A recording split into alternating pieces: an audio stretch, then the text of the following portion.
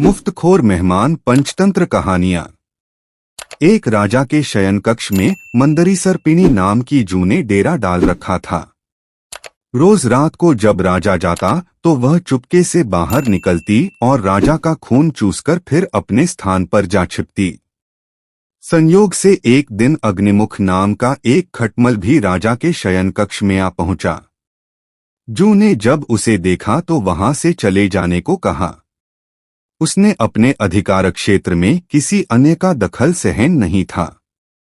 लेकिन खटमल भी कम चतुर न था। बोलो, देखो, मेहमान से इसी तरह बर्ताव नहीं किया जाता। मैं आज रात तुम्हारा मेहमान हूँ। जू अतः खटमल की चिकनी चुपड़ी बातों में आ गई और उसे शरण देते हुए बोली, ठीक है, तुम यहाँ रात भर रुक सकते हो, लेकिन राजा को काटोगे तो नहीं उसका खून चूसने के लिए। खटमल बोला, लेकिन मैं तुम्हारा मेहमान है, मुझे कुछ तो दोगी खाने के लिए।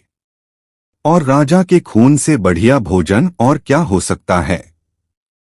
ठीक है, जू बोली, तुम चुपचाप राजा का खून चूस लेना, उसे पीड़ा का आभास नहीं होना चाहिए।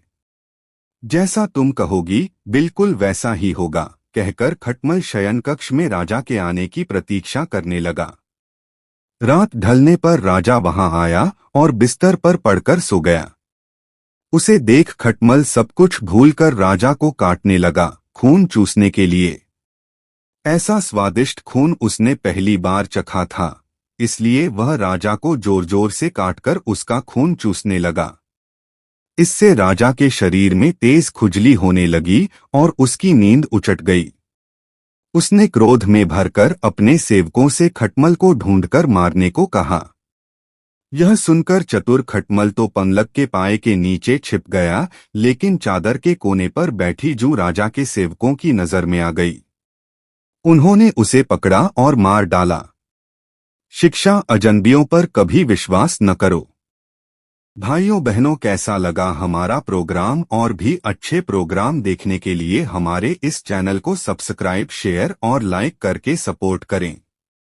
दोस्तों, 1 लाख सब्सक्राइबर करने की मेहरबानी करें प्लीज।